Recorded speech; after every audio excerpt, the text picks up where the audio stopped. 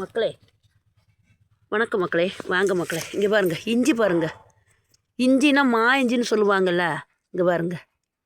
பார்த்தீங்களா, மா இஞ்சி. இது குழம்புக்கு போட்டால் இது எங்கன்னா குழம்புக்கு இடுவோம், கறிக்கு இடுவோம். இது சட்னி அரைக்கிறதுங்களா. இங்கே பாருங்கள் மக்களே. வாங்க மக்களே, வீடியோக்குள்ளே போகலாம். இந்த வீடியோ பிடிச்சா ஒரு லைக் பண்ணுங்கள், ஷேர் பண்ணுங்கள், சப்போர்ட் பண்ணுங்கள் மக்களே.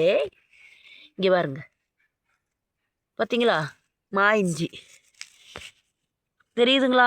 பாருங்க, செடி பாருங்க, பார்த்தீங்களா? இந்த இஞ்சி வந்துங்க சட்னிக்கு வைக்கலாம், சூப்பராக இருக்கும்.